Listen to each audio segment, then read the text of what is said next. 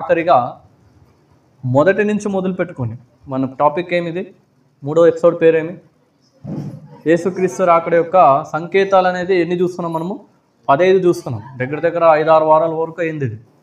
ఇంకా ఆఖరిగా దీన్ని ఎక్కువ ఇంక మనం సాగదీకోకున్నట్ల సిద్ధపాటు అనేది చూస్తాం కదా.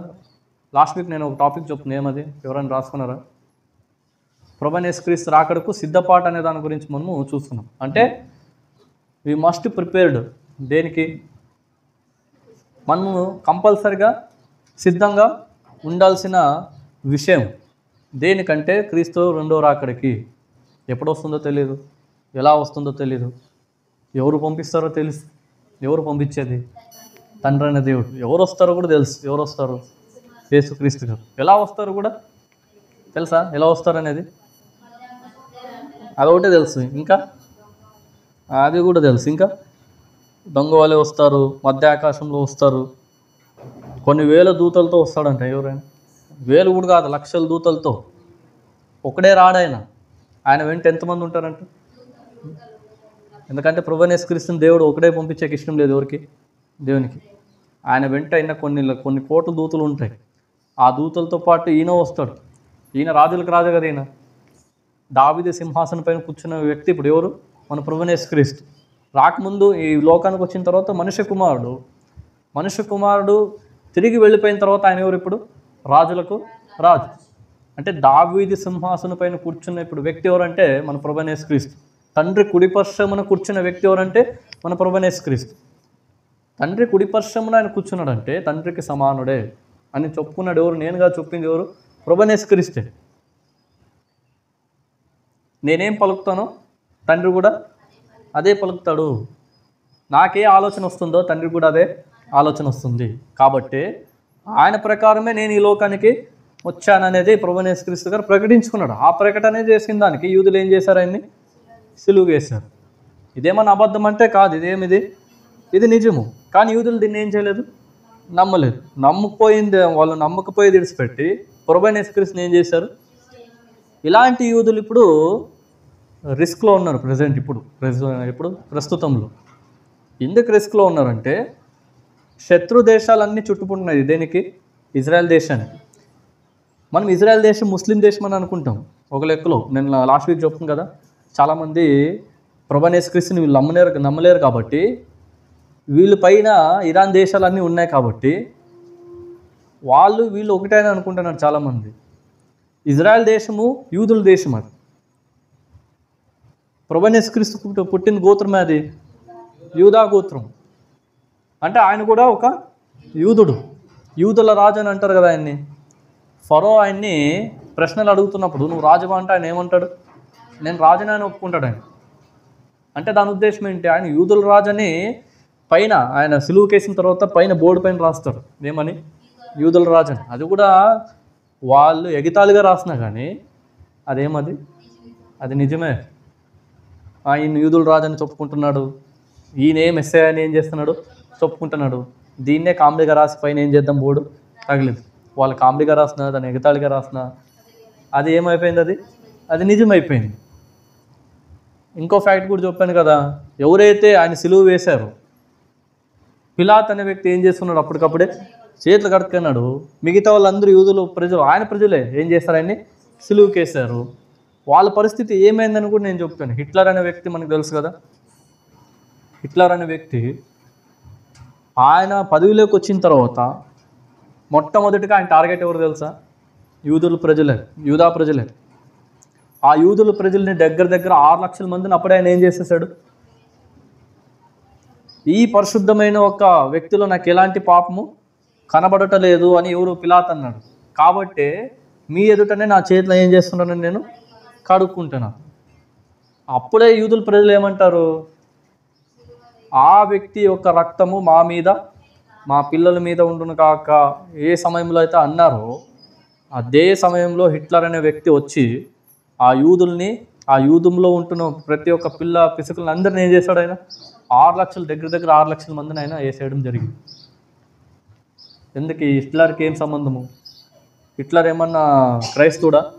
కాదు. ఆయన జర్మనీ యొక్క వ్యక్తి, జర్మన్ దేశంలో ఉంటున్న వ్యక్తి. ఎక్కడో జర్మన్ దేశంలో ఉంటున్న వ్యక్తి ఇజ్రాయెల్ దేశంలో ఉంటున్న యూదులను ఆయన ఎందుకు చంపాలా?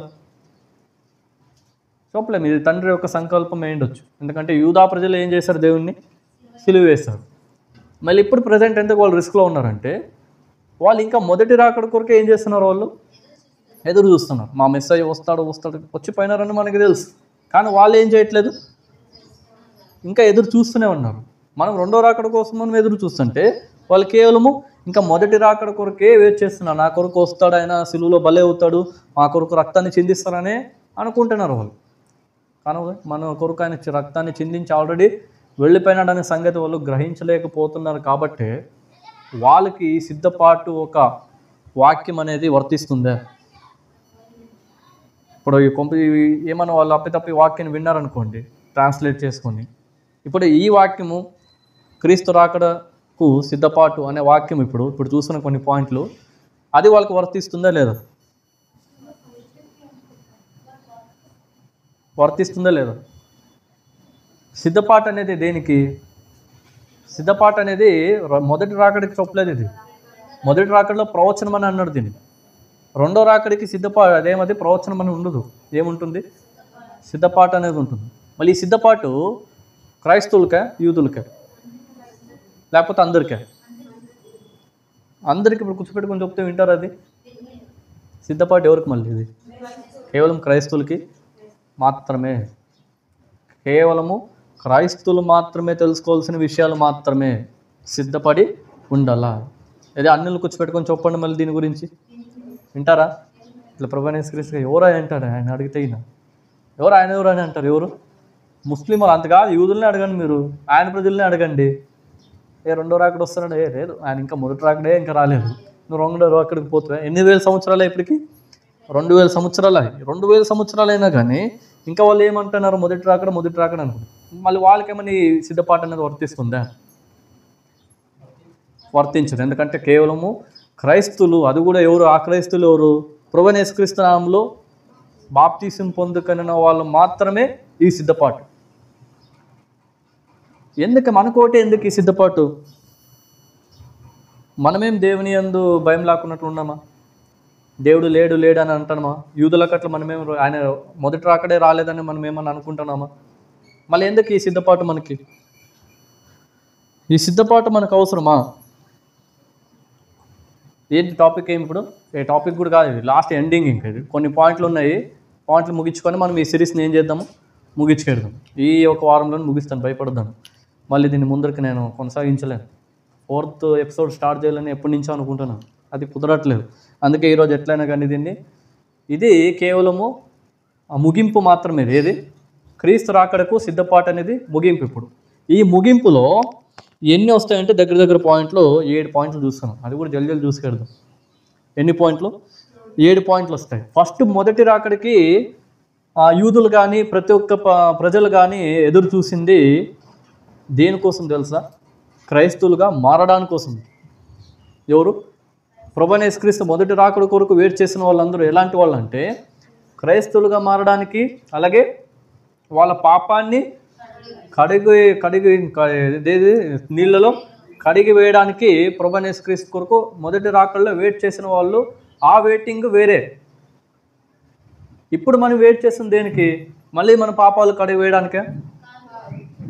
ఇప్పుడు మనము ఈ శరీరంతో ఉంటున్న మనము, ఇప్పుడు మనం ఏమైనాము? అంతకుముందు అపవిత్రంగా ఉండే మనము ఇప్పుడు పరిశుద్ధులుగా, పవిత్రులుగా మనం ఏమైనాము? అయినాం. సో మొదటి పాయింట్ అదే. ఇప్పుడు పవిత్ర జీవితం కలిగి ఉండాలి. ఎవరు రాకడికి? ప్రభువైన యేసుక్రీస్తు రెండో రాకడికి పవిత్ర జీవితం కలిగి మనం ఏమై ఉండాలా? ఎందుకు పవిత్ర జీవితము? ఎందుకు? ప్రభువైన యేసుక్రీస్తు ఆయన మొదటి రాకడ వచ్చినప్పుడు, నాలో పాపమున్నదని మీలో ఎవడైనను, ఎవరు? వేలెత్తి చూపిన ఎడలా నా ముందుకు వచ్చి నిలబడని అన్నాడు. ఎవరు? ప్రభువైన యేసుక్రీస్తు. ఆయన ఛాలెంజ్ చేస్తున్నాడు. ఏమి? నాలో పాపం ఉందనని మీలో ఎవడైనాను లేచి, నీలో పాపం ఉందని నాలో ఎవరైతే చెప్పుతాడో వాడు వచ్చి నా ముందు ఏం చేయండి అంటే, ఆయన అంత ఖచ్చితంగా, అంత కాన్ఫిడెంట్గా చెప్తున్నాడు. అంటే ఆయనలో ఎలాంటి పాపం అనేది లేదు. ఆయన పవిత్రుడు. ఎవరు? ప్రభువైన యేసుక్రీస్తు. నేను పవిత్రుడనే ఉండి నేను పరిశుద్ధుడనై ఉండి మీరు కూడా, అంటే మీరు ఎవరు ఇక్కడ? ప్రజలు అంటే ప్రజలు కాదు, బాప్తిసం తీసుకునే వాళ్ళు. మీరు కూడా ఏమై ఉండండి? పరిశుద్ధులుగానే ఉండండి. నేను పరిశుద్ధుడై ఉన్న ప్రకారము మీరు కూడా పరిశుద్ధులే ఉండండి. ఎందుకు ఆయన పరిశుద్ధుడుగా నిలువబడ్డాడు? ఆయన యందు, ఎవరి యందు? ప్రభువైన యేసుక్రీస్తు యందు ఈ నిరీక్షణ పెట్టుకొనిన ప్రతి వాడు. ఎలాంటి నిరీక్షణ అంటే అది సిద్ధపాటు అంటే ఒక లెక్కలో నిరీక్షణ, బ్రాకెట్లో ఏమి సిద్ధపాటు అంటే బ్రాకెట్లో వచ్చేసి నిరీక్షణ. ఏంటి ఆ నిరీక్షణ? ఆయన రాకడ యందు ఈ నిరీక్షణ పెట్టుకున్న వాడు. ఏ నిరీక్షణ అది? పవిత్ర జీవితం అనేది పెట్టుకున్న ప్రతి వాడు తన్ను పవిత్రను చేసుకొనును. పవిత్రుడు అవ్వాలంటే ఫస్ట్ ఏం చేయాలా? పాపాన్ని విడిచిపెట్టాలి. పాపాన్ని విడిచిపెట్టిన తర్వాత పరిశుద్ధుడిగా మారాలంటే ప్రభువైన యేసుక్రీస్తులో ఏం తీసుకోవాలి? ఆయన వ్యక్తి బాప్తిసం అనేది తీసుకోవాలి. ఇది మొదటి సిద్ధపాటికి వచ్చిన పవిత్రమైన జీవితము, ఫస్ట్ పాయింట్. దీనికి వచ్చిన వచ్చేసి మొదటి యోహానుకి రాసిన పత్రిక 3వ అధ్యాయము 3వ వచనంలో అక్కడ మనకు కనపడుతుంది. మొదటి యోహాను గారు రాసిన పత్రిక 3వ అధ్యాయము 3వ వచనంలో మాకు అక్కడ ఏముంటుందని మనకి, ఆయన యందు ఈ నిరీక్షణ పెట్టుకొనిన ప్రతి వాడును ఆయన పవిత్రుడనే ఉన్నట్టుగా తన్ను పవిత్రునిగా చేసుకొనును. ఎవరేందంట? ప్రభువైన యేసుక్రీస్తు గారు ఈ లోకానికి ఆయన వచ్చినప్పుడు ఆయన అపవిత్రుడు కాదు. ఆయన ఎవరు? ఆయన పవిత్రుడు. ఆయనకి బాల్యంలో ఆయన పవిత్రుడుగానే నిలువబడ్డాడు. బాల్యం నుంచి వచ్చిన తర్వాత యౌవనస్తుడుగా ఉన్నప్పుడు, టీనేజ్లో వచ్చినప్పుడు కూడా ఆయన పవిత్రుడుగానే ఉన్నాడు. టీనేజ్ నుంచి ఆయన బాప్తీసం తీసుకున్నా కానీ, అంటే యౌవన ప్రాయంలో, అప్పుడు కూడా ఆయన ఎలా ఉన్నాడు? పవిత్రుడుగానే ఉన్నాడు. అంటే ఆయన జీవితంలో 33 సంవత్సరాలు ఆయన ఈ లోకంలో ఏం చేశాడు? జీవించాడు. ఆ 33 సంవత్సరాల్లో 3.5 సంవత్సరాలు మాత్రమే ఆయన ఏం చేశాడు? బోధ అనేది, సువార్త అనేది ప్రకటించాడు. ఆ 30 సంవత్సరాల క్రితము, ఆ 3.5 సంవత్సరాల క్రితము దేవుడు ప్రభువైన యేసుక్రీస్తు గారు కేవలము పరిశుద్ధుడుగానే ఉన్నాడు, పవిత్రుడుగానే ఉన్నాడు. కాబట్టి ఆయనే తెలియజేసే ఒక హక్కు ఎవరికి ఉంది? ఇప్పుడు ప్రభువైన యేసుక్రీస్తు గారికే ఉంది. ఇప్పుడు ఎగ్జాంపుల్ చెప్పాలంటే, ఎవరైనా మీ దగ్గరకు వచ్చి పవిత్ర జీవితం జీవించండి అనేది ఎటువంటి వ్యక్తి చెప్పాలి మీకు? ఈ వ్యక్తి కూడా పవిత్రుడుగానే ఉంటేనే మీకు ఏం చేయాలా? తెలియజేయాలి. ఒక పరిశుద్ధుడికి ఏం చేయాలా? తెలియజేయాలి. ఒక అపవిత్రుడు వచ్చి మీకు మీరు పవిత్రులై ఉండి, నేను పవిత్రుడై ఉండి మీరు కూడా పవిత్రుడై ఉండండి అని చెప్తే ఎలా ఉంటుంది? అది ఇంత అసహ్యంగా ఉంటుంది కదా. కేవలము పవిత్రుడైన వ్యక్తి మీరు కూడా అపవిత్రమైన వ్యక్తులకు మీరు ఏం చేయండి? పవిత్రులుగా మార్చుకోండి అనేది చెప్తేనే అది పాయింట్. ప్రభువైన యేసుక్రీస్తు గారు అదే చేశారు. కొంతమంది ఇలాంటి వాళ్ళు ఉంటారని ఆయనకి ఎప్పుడో తెలుసు. కాబట్టి ఆయన పరిశుద్ధ జీవితాన్ని జీవించాడు ఎక్కడ? భూలోకంలో. అందుకే ఛాలెంజ్ చేశాడు ఆయన ఏమని? నాలో పాపం ఉందని మీలో ఎవడైనాను నాకు చెప్తే నా ఎదుట మీరు వచ్చి నిలబడండి అని అంటాడు. ఎవరు? ప్రభువైన యేసుక్రీస్తు. అంత ఛాలెంజ్ ఎవరు చేయరు. ప్రభువైన యేసుక్రీస్తు ఈ లోకానికి ఆయన వచ్చిన తర్వాత ఈ లోకంలో పాపం ఉందని తెలిసి కూడా ఆయన పాపం అనేది చేయలేదు.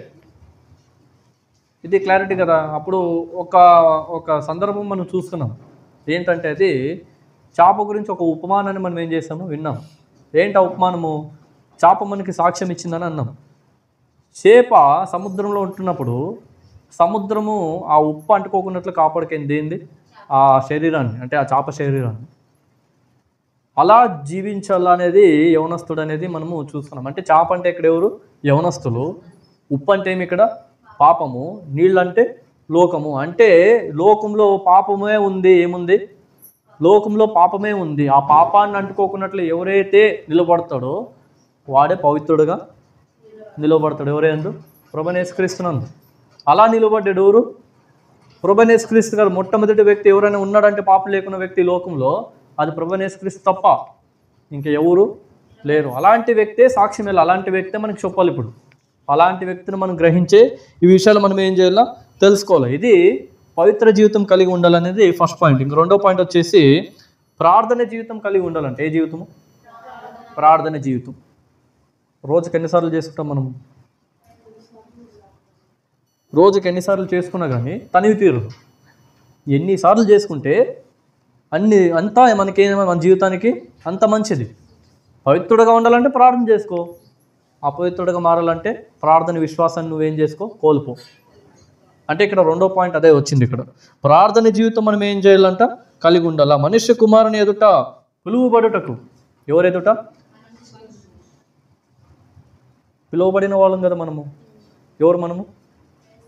బాప్తీసం తీసుకున్న తర్వాత మనం ఎవరు?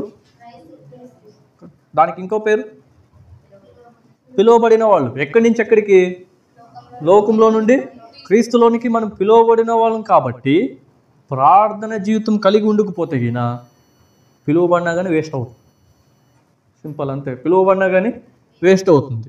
ఏమిటి దానికి సంపూర్ణ వచనం వచ్చేసి లూకా సువార్త 21వ అధ్యాయము అక్కడ 36వ వచనంలో మనకి కనపడుతుంది. లూకా సువార్త,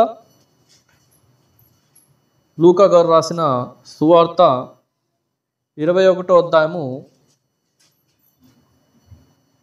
లూకా సువార్త 21వ అధ్యాయము 36వ వచనం మనం చదువుకున్నట్లయితే, తప్పించుకొని మనుష్య కుమారుని ఎదుట నిలువబడుటకు శక్తి గలవారగునట్లు ఎల్లప్పుడూ ప్రార్థన చేయొచ్చు మెలకుగా ఏమైందంటే మీరు ఉండండి అని చెప్తున్నాడు. ఎవరు? లూకా గారు. లూకా సువార్తలో మనకి ఏం తెలియజేస్తుందంటే, కాబట్టి మీరు జరగబోయే వీటి నెలలను తప్పించుకొని, అంటే మీరు జరగబోయే వీటి నెలలను అంటే ఏవైతే జరుగుతున్నాయో ప్రస్తుతము అవన్నీ మీరు తప్పించుకొని లోకంలో బ్రతకాలన్నా కానీ మీరేం చేయాలా? మనిషి కుమారుని ఎదుట మీరు నిలబడాలంటే, అంటే ఆయన రెండో రాకడికి మనిషి కుమారుని ఎదుట మీరు నిలబడాలంటే శక్తి గలవారగునట్లు ఎల్లప్పుడూ ఏం చేయాలంటే మనము ప్రార్థన విశ్వాసంలో జీవించాలా అని ఎవరు తెలియజేస్తున్నారు? ప్రభువైన యేసుక్రీస్తు గారు తెలియజేస్తున్నారు లూకా ద్వారా. అంటే ఏమి ఇక్కడ ప్రార్థన విశ్వాసం అనేది కూడా, ప్రార్థన జీవితం అనేది కూడా లైఫ్లో చాలా ఇంపార్టెంట్. అంటే ఈ లోకంలో మనం జీవిస్తున్నాం కదా, జీవించేటప్పుడు కొన్ని వెనకాల మనం ఏం వేసుకోవాలా? ఈ పాయింట్లు అనేది వేసుకోవాలా. ఫస్ట్ పాయింట్ వచ్చేసి ఏమి? పవిత్ర జీవితం అనేది, పవిత్రం అనేది వేసుకోవాలా. పవిత్రం ప్లస్ జీవితము మనుష్య కుమారుని ఎదుట జీవించడానికి, ఆయన రెండో రాకడికి సిద్ధంగా ఉండడానికి ఏ జీవితం కలిగి ఉండాలా? పవిత్ర జీవితం కలిగి ఉండాలా. రెండోది ప్రార్థన విశ్వాస జీవితం అనేది మనం ఏమై ఉండాలా? కలిగి ఉండాలా. ఎందుకు? మనిషి కుమారుని ఎదుట మనము నిలవబడ్డానికి, ఆయన రెండో రాకడికి సిద్ధంగా ఉండడానికి, లేకపోతే ఈ ప్రస్తుత కాలంలో ఏవైతే జరుగుతున్నాయో అవన్నిటిని మనం గ్రహించుకొని ప్రభువైన యేసుక్రీస్తు రెండో రాకడికి మనం ఎదురు చూడడానికి ప్రార్థన విశ్వాసము తప్ప, ప్రార్థన జీవితం తప్ప మన సిద్ధపాటు అనేది ఇంకా ఏ రూపంలో ఉండదు. కేవలము ప్రార్థన విశ్వాసం కలిగి ఉంటేనే మనం ఏమవుతాము? ప్రభువైన యేసుక్రీస్తు రెండో రాకడికి మనము సిద్ధపడి సిద్ధంగా మనము ఉండడానికి ప్రయత్నిస్తాం. అలాగే ముఖ్యంగా ఇంకా మూడో పాయింట్ వచ్చేసి విశ్వాస జీవితం. మూడోది ఏది? విశ్వాస జీవితం. విశ్వాస జీవితం అంటే ఏమి? ఇక్కడ వినుట వల్ల విశ్వాసం అంటే వింటూనే ఉండాలి. దేన్ని? వాక్యాన్ని. ఆ విశ్వాస జీవితం కలిగి ఉంటేనే సిద్ధపడి మనము ఉండగలము. అర్థమైందా? ఈ 3 పాయింట్లు మనం చూసుకున్న తర్వాత మన సిద్ధపాటు ఇది దేనికి? ప్రభువైన యేసుక్రీస్తు రెండో రాకడికి. ఇప్పుడు మనం ఎక్కడైనా వేరే ఊరికి బయలుదేరితే ఏం చేస్తాం? మనమంతా అన్నీ మనం ఏం చేస్తాం? అన్నీ చదువుకుంటాం కదా, బ్యాగులు కానీ బట్టలు కానీ ఇవన్నీ సిద్ధం చేసుకొని మనం ఎక్కడికి వెళ్తాము? వేరే ఊరికి మనం వెళ్ళే అవకాశం అనేది ఉంది. ఇవేం లేకున్నట్లు వెళ్ళిపోతే, అస్సలు ప్రిపేర్డే లేకపోతే ఎక్కడికి మనము వెళ్ళలేము. ఎక్కడికైనా వెళ్ళాలన్నా, ఏదైనా చేయాలన్నా జీవితంలో మనకి ముందు ఒక ఆలోచన అనేది ఉండాలి. అంటే ప్రిపేర్డ్గా ఉండాలా. అది దేవుని విషయంలో, యేసుక్రీస్తు రెండో రాకడి విషయంలో ఇంకా చాలా ప్రాముఖ్యంగా ఉండాలనేదే ఈ యొక్క కొన్ని విషయాలు మనకి తెలియజేస్తుంది. పవిత్ర జీవితం కలిగి ఉండాలా, ప్రార్థన జీవితం కలిగి ఉండాలా, అలాగే ఇంకోటి విశ్వాస జీవితం కూడా కలిగి ఉండాలా. హెబ్రీయులకు రాసిన పత్రిక 10వ అధ్యాయం, హెబ్రీయులకు రాసిన పత్రిక 10వ అధ్యాయము 33, 38లో మనకి అక్కడ కనపడుతుంది. 37 ఇక కాలము బహు కొంచెముగా ఉన్నదంటే ఏ కాలం అది? ఈ కాలం. మన ప్రస్తుత కాలం ఏదైతే ఉన్నామో అది ఎప్పటి నుంచో తెలియజేసుకుంటూ వస్తున్నారు. ఎవరు? పౌలు గారు. మనకి 2000 సంవత్సరాల క్రితం ఉండొచ్చు. అప్పటి నుంచి ఇప్పటి వరకు కాలము కొంచెముగా ఉన్నది. ఇక కాలము బహు కొంచెముగా ఉన్నది, వచ్చుచున్నవాడు ఆలస్యం చేయక వచ్చును. కాబట్టి నా ఎదుట నీతిమంతుడు ఎవడైనా నీతిమంతుడైన వాడు విశ్వాసము గల జీవించును కానీ విశ్వాస మూలముగా జీవించును కానీ అతడు వెనుక తీసిన ఎడల అతని యందు నా ఆత్మకు సంతోషం ఉండదు. ఎవరాత్మకంట? ప్రభువైన యేసుక్రీస్తు గారికి. ఆయన యందు నాకు సంతోషం ఉండదు. తల్లిదండ్రులకు ఇష్టమైన విషయాలే పిల్లలు చేయాల. తల్లిదండ్రులకు ఏదైతే మెప్పి అవుతుందో పిల్లలు అదే చేయాల. ఎందుకంటే పిల్లల బాధ్యత అది. ఏం బాధ్యత అది? పిల్లల బాధ్యత ఏమంటే తల్లిదండ్రులకి విధేయులుగా ఉండాలా, తల్లిదండ్రులకి విశ్వాసులుగా ఉండాలా, తల్లిదండ్రులకి ప్రేమపూర్వకంగా ఉండాలి. ఇది పిల్లలు ఎడల తల్లిదండ్రుల ఎడల పిల్లలకు ఉంటున్న ఒక బాధ్యతలు. అదే సేమ్ తల్లిదండ్రులు కూడా పిల్లల యొక్క బాధ్యత ఏమంటే వాళ్ళకి కావాల్సిన ప్రేమ, బాధ్యత, విశ్వాసము ఇవన్నీ చూపించిన ఎడల రెండు సమానమవుతాయి. ఒకరు ప్రేమ చూపించి ఇంకోరు అదేమో ద్వేషం చూపిస్తే బాగుంటుందా? బాగుంటుంది. ఈ సైడ్ నుంచి ప్రేమ అలా ఉంటుందో ఈ సైడ్ నుంచి కూడా ప్రేమ కూడా అలాగే ఉండాలి. రెండు కలిస్తేనే ఆ ప్రేమకి ఒక విలువ అనేది ఉంటుంది. కాబట్టి ప్రభువైన యేసుక్రీస్తు గారు ప్రేమారూపుడిగా ఈ లోకానికి వచ్చాడు కాబట్టి ఆయన అంతే ప్రేమగా తెలియజేస్తున్నాడు. ఏమది? నా ఎదుట నీతిమంతుడైన వాడు విశ్వాసమూలముగా జీవించును. ఎవరి యందు? నా యందు విశ్వాసం గలవాడు ఎవడైనా నువ్వు జీవించిన వాడైతే వాడు నాకు ఎవరంట? నాకు నీతిమంతుడిగా ఏమవుతాడంట? నిలువబడతాడు. అంతేకాదు వెనక్కు తీసిన ఎడల అతని యందు నా ఆత్మకేం లేదంట? సంతోషం లేదు. ప్రభువైన యేసుక్రీస్తుకి సంతోషపరచాలంటే మనం ఏం చేయాలంటే విశ్వాస జీవితాన్ని ఏం చేయాలి? మనము జీవించాలి. ఇదే పాయింట్. విశ్వాస జీవితాన్ని జీవించడేలా మనం నీతిమంతులుగా తీర్చిపడతాం. అలా తీర్చిపడితే డైరెక్ట్గానే క్రీస్తు అయిన ప్రభువుకి మనం ఏం చేస్తాము? సంతోషం ఇచ్చినట్లు అవుతాము. ఆయన సంతోషపడాలంటే ఇప్పుడు మనం ఏం చేయాలా? సిద్ధపాటుగా ఉండాలి. ఆ సిద్ధపాటు మూడో పాయింట్ ఏమి? విశ్వాస జీవితం కలిగి ఉండాలి. ఆ విశ్వాస జీవితంలో నువ్వు కలిగి జీవిస్తే నువ్వు నీతిమంతుడిగా నిలబడతాడు. నీతిమంతుడు లేడు, ఒక్కడునూ లేడు అన్నాడు కదా మళ్ళీ బైబుల్ మనకి. ఎందుకు లేడన్నాడు? ఈ విషయాన్ని ఇంత క్లియర్గా ఎందుకు ఈ యొక్క గ్రంథం మనకు తెలియజేస్తుందంటే ప్రభువుని ఎవరు సంతోషపరచట్లేదు. ఎవరిని? ప్రభువైన యేసుక్రీస్తు గారిని ఎవరు సంతోషపరచట్లేదు. కాబట్టి నీతిమంతుడు లేడు, ఒక్కడునూ లేడు. నీతిమంతుడు ఎప్పుడవుతాడంటే విశ్వాస జీవితాన్ని ఎవరైతే జీవిస్తున్నారో వాళ్ళు మాత్రమే నీతిమంతుడిగా తీర్చిబడతాడు. అలాంటి వాళ్ళు ఎవరు లేరు కాబట్టి నీతిమంతుడు లేడు, ఒక్కడునూ లేడని మనకి గ్రంథం కూడా తెలియజేస్తుంది. ఇప్పుడు చెప్పండి, విశ్వాస జీవితం అనేది సిద్ధపాటికి ముఖ్యమైన విషయంగా వస్తుందా లేదా? వస్తుందంటే మనం ఏం చేయాలా? వస్తుందన్న ప్రతి ఒక్కరు ఏం చేయాలా? విశ్వాస జీవితాన్ని కలిగి ఉంటేనే మీరు సిద్ధపడినట్లు. ఎవరి యందు? క్రీస్తు రాకడకు మీరు సిద్ధంగా ఉన్నారని లెక్క. ఒకవేళ మన విశ్వాసంలో అటు ఇటుగా ఉన్నా కానీ నీతిమంతులుగా మనం ఎప్పటికీ ఉండము అనేది మనం ఏం చేయాలా?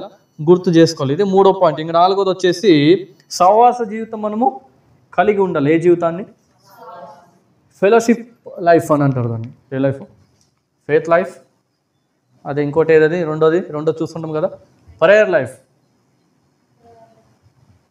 ఇప్పుడు ఇదే లైఫ్. ఇప్పుడు ఈ లైఫ్ ఏదంటే ఫెలోషిప్ లైఫ్, అంటే సహవాస జీవితం. ఏ సహవాసం అది అని అంటాం, కానీ ఏ సహవాసంలో ఉంటాం మనం? సంతోషపరచాలి కదా దేవుడిని. ఇప్పుడు దేవుణ్ణి సంతోషపరచాలంటే సహవాసంలో ఉండాలి. వినుట వలన విశ్వాసం ఎలా వస్తుంది? సహవాసంలో కూడుకుంటే వస్తుంది. అంటే విశ్వాసంలోనే లేము, ఇంక సహవాసంలో ఎక్కడ ఉంటాము? ఇది పాయింట్. అంతే కదా. వినుట వలన విశ్వాసం అనేది కాపాడుకోవాలంటే ఫస్ట్ సహవాసంలోనికి నువ్వు రావాలి.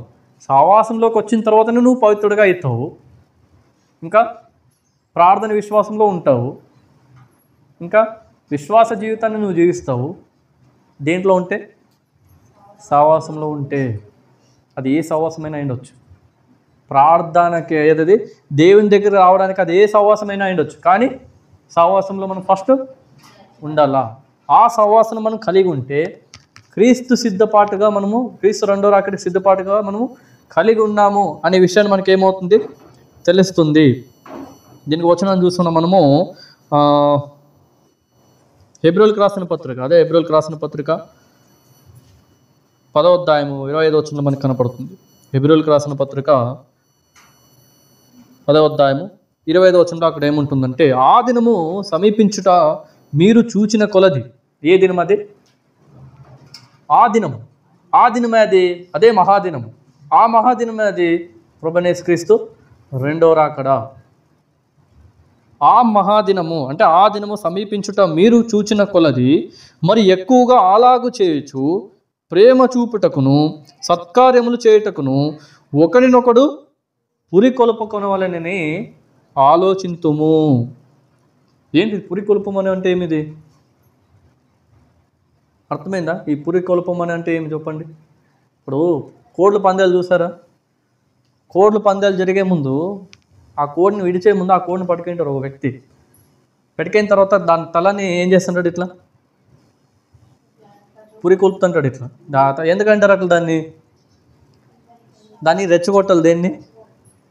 ఆ కోడిని రెచ్చగొట్టి వదిలేయాల. దేనికి? దాన్ని ఎందుకు నిమురుతారంటే దాన్ని పురికొల్పుతారంటారు. అంటే ఒకరొకరు ఏం చేసుకోవాలా? పురికొల్పుకోవాలా.